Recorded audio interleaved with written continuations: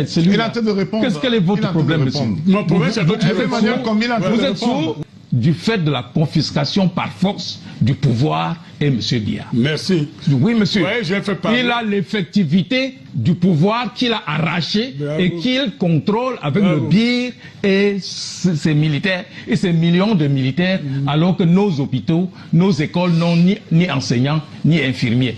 Monsieur, quand un bandit a pris ta voiture et il braque le pistolet sur ta tête, tu cries. Mais il part avec la voiture. C'est pas parce que M. Dia a pris de force un pouvoir qu'il a sécurisé en recrutant des militaires, y compris même des instructeurs qui ne sont pas camerounais, parce qu'il estime que nos généraux ne sont pas capables de le garder. Mais laisse-moi parler, qu'est-ce qui te gêne? Donc quand vous dites que vous allez en guerre contre ceux qui se disent ambazoniens, ça veut dire que vous-même vous leur reconnaissez la qualité d'être un pays autre que le Cameroun. Je dis que, et ça revient même dans cette histoire de double nationalité, où on pense qu'un Camerounais qui allait se chercher et qui, pour mieux s'adapter, a pris une nationalité qui est un prénom. Parce que la nationalité de naissance, je ne vois pas comment quelqu'un va me dire que je ne suis pas Camerounais.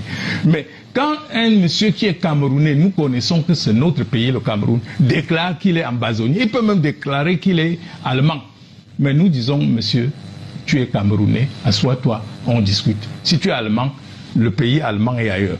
Donc vous ne pouvez pas dire que je discute, je combats les ambazoniens. Il n'y a pas, aujourd'hui, il y a des Camerounais qui, dans leur fâcherie, c'est comme un enfant qui se fâche, il te dit, tu n'es pas mon père. Mais ça n'enlève pas le fait que tu sois son père. Donc monsieur, si c'est ça une excuse pour vous, pour ne pas entrer en discussion, tu dis qu'on est allé discuter avec les gens. Quand vous nous mettiez là, vous oubliez qu'ils étaient là. C'était pour tenter de voir. On t'a pas envoyé pour parler avec je voudrais rappeler que vous êtes chacun ici de très hauts responsables de vos partis politiques respectifs. Donc vous emportez aussi la parole de votre parti et les attentes du public, c'est que vous donnez la position de vos partis politiques, de vos chapelles politiques.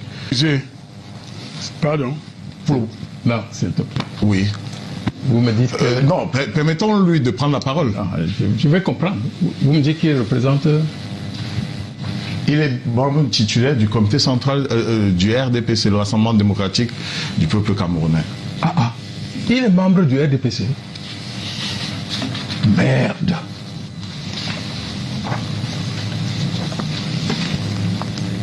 Titre 2. Membre, admission, droits et obligations. Ça, c'est le statut. C'est quel texte? Le statut du RDPC.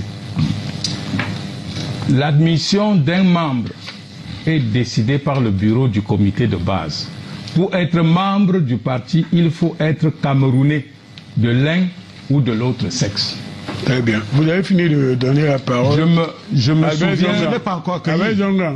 Je me souviens. Avec Zonga. Je dois accueillir. Si tu veux faire le clown, je vais te laisser dans ton rôle, mais je voulais te rassurer parce que j'ai accepté de venir dans cette émission pour qu'on lève une partie de l'ambiguïté. J'aime pas la vulgarité.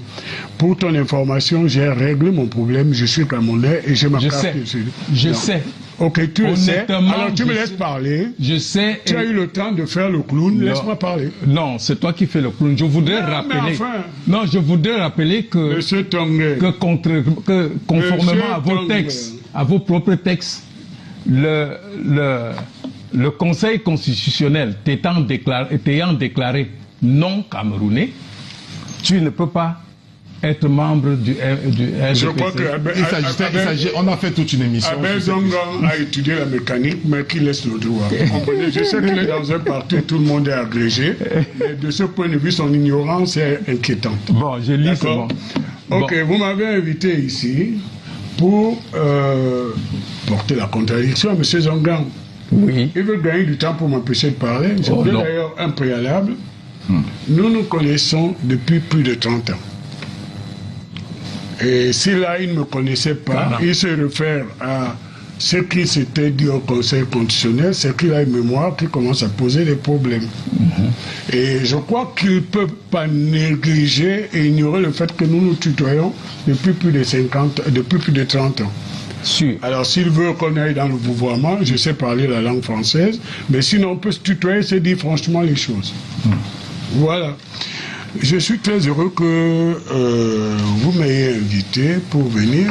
J'ai été un peu surpris, mais bon, depuis que vous m'avez invité, je ne fais aucune déclaration préliminaire. J'ai reçu, à titre préventif, des injures de sa galaxie politique. J'espère qu'une chapelle du sectarisme et de l'intolérance. Et cela ne m'a pas découragé. Parce que je connais bien Albert Zongang et qu'avec moi, on ne fait pas ce jeu. Et donc, je suis venu ici aujourd'hui pour respecter les Camerounais, les auditeurs de la Reine, qui est une émission très suivie, et faire en sorte qu'ensemble, on puisse faire évoluer la compréhension de ce qui peut nous diviser ou ce sur quoi on est d'accord. Et donc, moi, je ne vais pas entrer dans les bavardages inutiles, j'ai passé ce cap-là. Et l'émission est l'émission de M. Zongang. Ce n'est pas l'émission de M. Nkom. Et à la limite, vous pourriez appeler M. Kidam dans la rue, qui peut le connaître, pour lui poser les questions. Et il faut que vous lui imposez le fait que ce n'est pas lui qui choisit les questions. Quand il est dans un duel... Les téléspectateurs se font une opinion. Voilà. Nous faisons confiance aux téléspectateurs. Il va souffrir de m'entendre parler, parce que nous nous connaissons. Et qu'il ne va pas me faire sa danse. Bon, je voudrais d'abord rappeler quelques déclarations de M. Zongang. D'abord de M. Kamto et de M. Zongang. Je suis heureux que vous ayez fait cette émission parce que, quel que soit le dynamisme oratoire de Zongang, M. Kamto a déclaré, et en direct, et je l'avais suivi en fait sur TV5, qu'il faut aller voir le gouvernement pour faire évoluer la situation de blocage dans laquelle, dit-il, se trouve. On appelle ça dans la langue française le syllogisme, si c'était une erreur de raisonnement. Parce que vous ne pouvez pas voir quelqu'un dont vous contestez le statut. Pour voir quelqu'un, pour faire évoluer une situation, c'est que vous lui reconnaissez le pouvoir sur le cours des choses. C'est simple, c'est net. On n'a pas besoin d'insulter les gens de sardines, machin. Ça, c'est de la langue française. Deuxième chose qui a été dite à l'introduction, et j'ai la parole, et ça me fait plaisir, c'est-à-dire qu'on avait planifié le boycott des élections. Bon, c'est leur droit.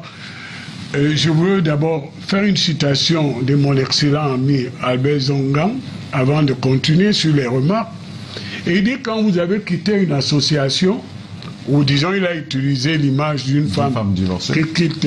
bon, moi, j'ai connu qu'une seule femme, bon. Il a utilisé l'image d'une femme qui quitte le foyer et qui passe son temps à tourner autour du foyer. Je regrette, dans la première partie de cette excellente émission, 3/4 du temps était utilisé par M. Zongang pour insulter ses anciens amis. C'est-à-dire faire de l'appartenance au RDPC une maladie honteuse. Je ne crois pas qu'il a la gale sur lui, parce qu'il a été au RDPC, il a bien mangé et il a occupé les postes les plus éminents. J'ai beaucoup de respect pour lui. Il a été membre du bureau de l'Assemblée nationale. Je crois qu'Esther. Non. Secrétaire. Non. Enfin, il est au bureau de l'Assemblée. Non. Donc, Albert Zongang n'est pas n'importe qui. Je n'étais pas au bureau de l'Assemblée. Et c'est Albert Zongang... de la commission des finances. J'étais rapporteur. Bon, c'est pas n'importe quoi. Parce que si on lui a confié de rapporter une loi de finances et 5, ça veut dire que c'est quelqu'un qui a des capacités intellectuelles incontestables. Et je le respecte pour cela. Ouais, lui ne reconnaît jamais les qualités des autres. Il n'y a que lui seul qui sait tout. Mais moi, je dis, Albert Zongang, c'est pas n'importe qui. Alors, quand on quitte une association, qu'on passe du temps à parler de cette association, ça veut dire qu'on n'est pas encore parti de cette association, qu'on a des regrets. Et parmi les regrets d'Albert, vous avez connu l'épisode de lettres avec le secrétaire général du RDPC où il voulait revenir occuper la place d'une défunte militante du RDPC. Bon, je le dis pour dire que vous pouvez tourner comme vous voulez. Le RDPC est au centre de la vie politique. C'est vrai que tout n'est pas parfait. Nous devons faire évoluer les choses. Et nous allons parler des derniers événements qui vous intéressent. Et nous allons assumer notre part. Mais globalement, c'est parce que le RDPC est structurant que Albert Zongan passe son temps, lui et ses amis, à parler du RDPC. Parlons de la sociologie des amis qui sont partis. Albert, il est écrit, un très grand savant roumain, un grand savant roumain a dit, parce que je suis quand même, et je l'assume, malgré les distances politiques qu'on a eues, j'étais l'ami de Penda Ikoka. Et je n'accepte pas que tu joues avec sa mémoire. Pourquoi? Il y a un grand... Si, je le dis, parce que tu veux instrumentaliser sa mémoire, tu fais une sélection mortifère entre lui et Paul-Éric Kinguet, qui, comme toi, vous étiez tous les trois anciens militants du RDPC, et vous ne pouvez pas le contester. Vous avez occupé d'éminentes responsabilités au RDPC, tous les trois.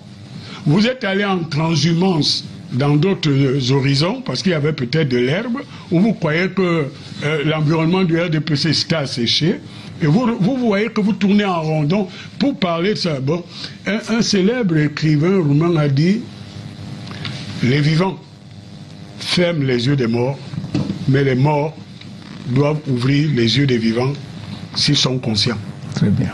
C'est-à-dire qu'on doit faire de ces expériences des choses qui respectent les uns les autres et qui nous fassent évoluer. Donc, je ne vais pas être plus long. Je voudrais dire que je suis venu ce soir pour que Albert et moi on élève le débat, parce que j'ai lu ici et là, je n'ai pas l'habitude d'aller dans les poubelles cybernétiques, comme quoi ça allait finir au couteau, au sang. Bon, je voulais dire aux gens qu'Albert est un très bon ami agréable, à part parfois ses libertés verbales et accompagné des injures.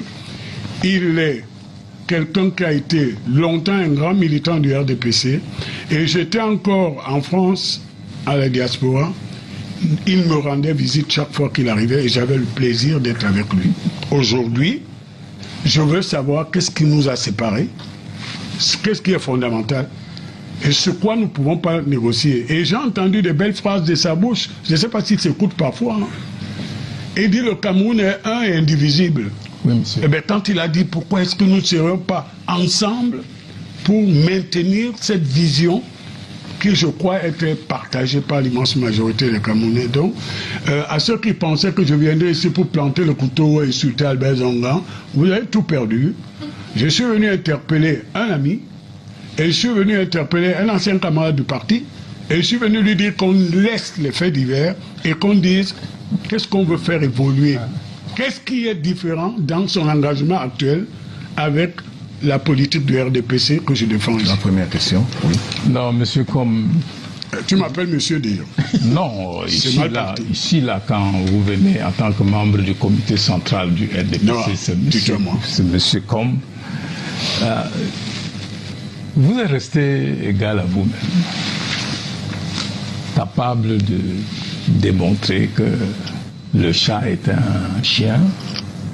Écoutez, monsieur, la confusion qu'il y a dans la tête de vous qui vous dites RDPC, qui pense que l'État du Cameroun, c'est le RDPC. Moi, quand je parle de mes combats, je parle de mes combats contre ceux qui usurpent et qui ont l'effectivité du pouvoir. Mais comme dans votre tête, parler du pouvoir, c'est parler du RDPC. C'est là où vous êtes perdu. Écoutez. Quand vous parlez... Non, quand vous parlez, je n'ai rien dit. Vous n'avez pas peur. Au départ, presque religieusement. Au départ, l'article que j'ai lu, ce n'était pas pour vous contester. C'était pour introduire ce qu'on appelle ici une mémoire sélective. Ça veut dire que quand vous avez voulu être député, votre liberté de ton et votre capacité de lutter à la base a fait que vos propres amis se méfient. Et on a utilisé donc le Conseil constitutionnel. Tu ne vas pas me retourner contre mes amis. Je sais que c'est un tir ami que j'ai reçu et alors c'est derrière moi. Bon, attends, c'est derrière toi, mais ça existe. C'est derrière moi, comme quand tu as admis les élections 2018, derrière lui. Ça existe et je dis, quand il a fallu que vos amis vous écartent, on a dit que tu n'étais pas Cameroun. J'ai réglé ce problème. Quand il a fallu que les autres, qui sont pires que toi, parce que tu es allé prendre une nationalité pour travailler, pour apprendre quelque chose. Merci d'être un bon avocat. Non, monsieur, moi je suis l'avocat de ceux qui ont la double nationalité. C'est un avantage. Je sais qu'on est d'accord sur ce point. Ce n'est pas un désavantage, monsieur. Je sais, Albert, mais on peut avancer. Non, j'avance en disant que quand les gens se sont servis de cela dans votre propre parti pour te dire que tu ne peux pas être candidat, j'admire ton courage d'être quand même resté et de tenter. Tu m'as appelé pour me témoigner ton amitié. J'étais très sensible parce que tu es un homme d'honneur. Je l'ai toujours fait. Mais pourquoi tu le fais pas en public? Quand j'avais besoin de toi, tu es venu vers moi. Donc, monsieur, je ne suis pas ce que tu crois. Je peux continuer. Maintenant, quand tu dis que on a parlé du RDPC, je n'ai pas parlé du RDPC du tout. On va en parler. Oui. J'attendais que tu viennes, mais j'ai parlé du pouvoir. Mais comme dans votre tête, dès qu'on parle de Biya, on parle du président du RDPC. Et c'est cette confusion à la tête de l'État qui fait que quelqu'un qui se dit père de tout le monde et en même temps père d'une partie du monde, ça le perd. Parce que si Biya n'était pas président de ton parti, je crois que tu ne te sentirais pas indexé quand je critique sa façon de gérer. Rodrigue. On lui permet, s'il souhaite poursuivre, parce que vous avez parlé 7 minutes. On va lui permettre de faire au moins ce temps-là, sauf si vous laissez. Quand vous avez peur qu'il parte, vous le laissez. Il partira pas. Donc moi, je te dis, je ne suis pas de ceux qui ont honte de leur passé. Et de ton passé. J'ai milité. Si vous le coupez, j'ai milité au RDPC quand tu étais opposant. Je n'ai jamais été opposant. Tu vois là où tu te trompes sur ton propre ami. Mon ami. Vous allez répondre. Tu n'as jamais été opposant. J'ai commencé à l'UNC, qui, article 1, s'est transformé en RDPC. J'étais secrétaire de la section de France et tu venais chez moi. Comment peux-tu être d'une mauvaise foi? Tu concours pour avoir le film mauvais. S'il vous plaît. Bon, quelqu'un. Il me connaît. Oui, mais vous allez répondre. Vous allez avoir l'occasion de répondre. Je suis fils du P6 et je n'ai jamais été à l'UPC. Je ne m'en cache pas. J'ai les gènes de l'UPC. Quelqu'un qui, à l'enterrement de son père, de son beau-père, a dit que le malheur Samuel Eboa, pour le nommer, c'est Paul Biya. Non, je n'ai jamais dit. Tu vois comment, dans ce S'il vous plaît, vous allez répondre, Emmanuel Kombo. On va vous donner la parole. Vous m'avez invité pour écouter des choses. S'il vous plaît, mon ami, quand vous allez répondre, nous serons calmes. Donc tu n'as jamais été opposant à Biya? Non. Oh, très bien. Bon, non, je vais donc te dire. Non, ça va. J'ai été autre chose que je vais t'apprendre ce soir. Parce que les Camerounais, j'en ai assez qui parlent de moi à ma place. Ouais. Comprends? Ouais. On m'a attribué une interview que j'ai jamais accordée dans ce pays. Il le sait. À la nouvelle expression. Qui ne s'appelait même pas la nouvelle expression. Qui changeait de nom. Quelle période de suspension changeait de nom. Non, expliquons bien. J'ai un âge où quand je parle, je fais autorité, écoute-moi. Qui changeait de nom tous les soirs pour des raisons qui leur regardent. À cause de la censure, disons les choses concrètement. Non, ça m'intéresse pas. En raison de la censure, ça nous avance. Ça m'intéresse pas. Je veux dire que ça vient d'Abel Zongan et quelque chose qui m'attriste. Pourquoi? On m'a attribué une interview que j'ai jamais déclarée, mais je dis, au nom de quoi? Il y en a qui ont été dans les complots, même contre la sécurité de l'État, et ils ont été au gouvernement. Si moi j'aurais déclaré en quoi c'est la peine de mort qu'on voulait de moi, j'ai fait passer. Non, je viens sur ce qu'Albert a dit. Et c'est là Qu'est-ce que tu as dit à l'enterrement de ton beau-père? C'est là que je n'accepte pas. C'est là que je n'accepte pas qu'on utilise les morts pour essayer de fermer les yeux à la vérité. Je suis l'unique gendre de Samuel Eboa. Il n'en a pas deux. Oui. Et j'étais légataire testamentaire pour parler à son deuil. Oui. Et j'ai dit que ceux qui ont voulu l'opposer à Paul Biya, comme si c'était une affaire personnelle, perdent le temps parce qu'ils ne partageaient tout simplement pas la manière de voir l'avenir du Cameroun. Je l'assume. Voilà ce que j'ai dit. Oh, mais ça ne m'a jamais amené, ni dans le parti de mon beau-père, qui est fondateur de l'UNDP, que j'avais dit, tu marches avec des gens, ça va devenir confessionnel. On dit, j'étais très bien mon beau-père. Ni dans le MDP. Mais j'adorais mon beau-père et j'assume d'être son gendre. C'est un grand monsieur, là où il se trouve. Maintenant, je reviens, parce que Albert veut nous amener loin inutilement. Albert Zongan a dit quelque chose de très important, que je partage avec lui depuis d'ailleurs, mais c'est sa manière de l'exprimer qui est quand même surprenante. Albert Zongan dit que l'ECAM est un organe, je résume, la manière dont il présente, c'est comme si l'ECAM était un organe de base du RDPC. Bien sûr. C'est inexact. Bien sûr. C'est inexact. Bon. Parce que Albert sait très bien que l'administration camerounaise n'est pas un organe de base du RDPC. Et Albert et moi, on partage une chose. Non, nous avons longtemps... de malhonnêteté, je ne sais pas. Non, attends, Albert. Nous sommes dans un État parti. Non, Albert. Nous avons longtemps mené un combat pour que la spirale de la fonctionnalisation de la vie politique n'aille pas au-delà de certaines choses. Et là où je veux le surprendre, nous devons nous mettre ensemble, parce que vous allez voir que l'actualité même des sous-préfets et tout ça qui sont mêlés aux opérations de renouvellement des organes de base rejoint ce qu'Albert et moi on a vu il y a une vingtaine d'années, c'est-à-dire que certains de nos compatriotes, du fait de leur position, confondent souvent les genres et créent un mélange qui peut être de nature à créer la confusion. Vous comprenez? Et je vous dis, de ma modeste situation, de là où je me trouve dans le RDPC, j'ai été le premier vice-président pour la commission de contrôle des élections dans ce département, 6 sections. Et je dis à Albert qu'il doit être rassuré. Nous ne pouvons pas accepter que les organes de l'État deviennent des organes de base d'un parti, quel que soit ce parti. Il a déclaré, moi je l'ai noté, et j'en étais ravi. Ça veut donc dire que quand nous rentrerons dans qu'est-ce qui peut nous qu'est-ce qui nous divise aujourd'hui, ça ne peut pas être dans ces trucs qui sont souvent des slogans de faits divers. Je veux qu'il me dise philosophiquement. Il y a cette question. Qu'est-ce qui nous divise? Qui reste en suspens. Parce que moi je lui dis pas, par exemple, qu'on dit partout qu'il est tribaliste, parce que c'est qu'il n'est pas. Avec vos anciens camarades du RDPC. Non, ne dites pas mes anciens camarades du RDPC. Nous, on n'a pas d'ancienneté dans un parti. Le parti politique, c'est un support qui porte une idéologie.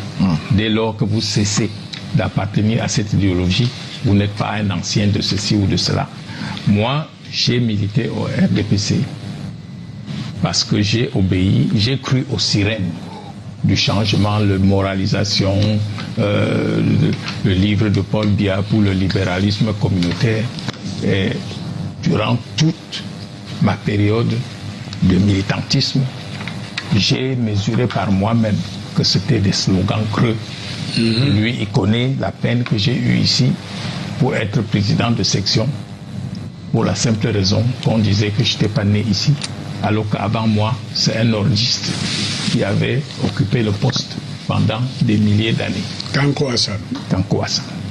Il sait que pour que j'aille à l'Assemblée nationale, il a fallu que je menace de faire ma liste avant qu'on accepte de faire une liste consensuelle parce que ma tête ne plaisait pas aux gens. Et il sait que ce qui m'a chassé du RDPC, c'est un élément qui est aujourd'hui un élément fondateur de la destruction du vivre ensemble. C'est le mot orthophone allogène. On va y arriver. J'avais dit, méfions-nous. Rien que l'énoncé de ce mot va casser des amitiés de longue date. On va finir par pomper dans la tête des gens que si tu es de Kolmondo, celui de Akwa n'est pas ton frère, méfie-toi, méfie-toi. Et ça risque de poser problème. Je crois que j'avais raison. Parce que la plupart des choses que nous vivons aujourd'hui tournent autour de cette histoire d'appartenance ethnique. Or, un pays ne peut pas, qui est constitué de plusieurs ethnies, ne peut pas baser sa politique sur la séparation ethnique. C'est une richesse. Parce que quand on a parlé de guerre, là où il y avait des génocides au Rwanda, c'était deux ethnies, les Hutus et les Tutsis. Nous sommes 286 ethnies au Cameroun. Imaginez qu'on se mette... Albert, tu m'éloignes du Cameroun, viens. C'est sa réponse. Je dis donc... On attendait sa réponse. Je dis donc, moi, à un moment, j'ai dit ce que j'attendais pour le vivre ensemble, pour la méritocratie, pour la construction collective et le partage à tout le monde du fruit de la croissance de notre pays n'est pas possible avec un parti dans lequel le mérite n'est pas reconnu. Non, je suis parti. Nous avons enregistré sa réponse. Oui, Hervé Malcolm. Non, je pense qu'Albert est en train de nous entraîner dans des généralités parce qu'il en a profité. Mais bon, pour faire quoi? S'il vous plaît. Beaucoup de choses. Ah non, non. Tu es face à la caméra. Non. On s'est dit... L'un de mes profits, c'était quoi? On s'est dit... L'un de mes profits, c'est quoi? J'ai perdu, monsieur. Non. J'ai tout perdu. Tu me laisses parler, s'il te plaît. Mon engagement, c'est qu'on se donne aucun coin en dessous de la ceinture. Et je vais dire qu'Albert Zonga a raison.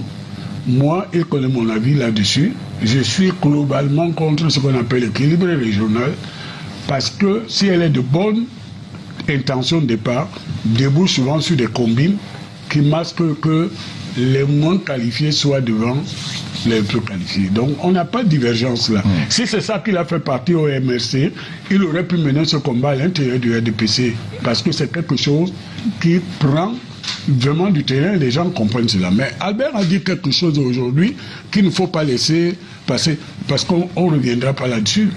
S'agissant des événements qui ont eu lieu ici après la présidentielle, Albert ne doit pas vous imposer son analyse, parce qu'il le sait en tant que politique expérimenté, que si le MRC avait même un seul siège de députés ou de conseiller municipal, sa voix serait entendue même du fond de cette isolation. Je voudrais dire à Albert aujourd'hui que j'ai compris, il est en train de souhaiter qu'il y ait des événements comme à Conakry, mais ça ne viendra pas, ça tu vas le rassurer. Mais en dehors de ça, le MSC ne peut pas normalement avoir un candidat à la présidentielle si elle a lieu demain. Nous, on n'a pas... Elle ne peut pas. Qui vous a dit que tu inventes une autre Monsieur comme, s'il te plaît. Nous ne sommes pas des pouvoiristes. Qui vous a dit que notre militant... Mettons Emmanuel Combe d'arriver au bout. Nous ne vivons pas pour un candidat. Nous vivons pour changer le Cameroun, pour qu'il soit un Cameroun vivable par tous ses fils. Albert, vous l'avez dit, on a entendu. Tu parles de candidat. Oui. Albert Zonga nous révèle quelque chose aujourd'hui, parce que il vous fait le cinéma, dit qu'il n'est pas militaire, mais c'est un homme qui connaît les affaires de sécurité nationale. C'est mon ami. Albert a révélé que le matin où ils étaient, le fameux matin où, entre autres, Ndiamé raconte qu'on a tiré sur lui, c'était une balle non létale, il faut arrêter ça. C'était non létal, on a brûlé son pantalon. Que quelques minutes. Oui, je veux dire, arrête Ndiamé, ça prend du temps. Albert nous révèle que il était un des meneurs du jeu, mais que tout le monde n'avait pas la maîtrise des consignes. Ouais. Et que Ndiamé, pour être sorti précipitamment, a fait que la stratégie de la toile qui voulait qu'ils subitement ils envahissent la ville de toutes parts a échoué. Ce que les Camerounais doivent tirer de cette déclaration, c'est que ce n'était pas une question d'autorisation de manifestation, c'était une organisation d'une émeute généralisée. Parce que dans le droit public camerounais, vous ne pouvez pas demander pour le même jour, pour la même cause d'autorisation pour défiler à 1000 endroits. Tu parles de quoi? Je prends les Camerounais à témoin. Monsieur, je peux terminer. Je crois que vous vous plaisez. Vous plaisez à bavarder. Vous avez une minute. Tu m'as plusieurs fois insulté. S'il vous plaît. On a dit qu'on ferait. La preuve, l'affirmation vient d'Abel Zonga aujourd'hui. Ces événements-là étaient planifiés pour créer le chaos. Et ça n'a pas marché. Alors moi je dis à Abel aujourd'hui que quand on a fini de parler de tous ces problèmes, et nous sommes traités des noms, je voudrais que sur des problèmes qui interrogent les Camerounais et qui leur posent l'inquiétude même sur le sentiment d'appartenance, le sentiment de sécurité, qu'il apporte la réponse et que nous confrontons si nous avons une divergence ou si nous pouvons évoluer. C'est ça le dialogue permanent.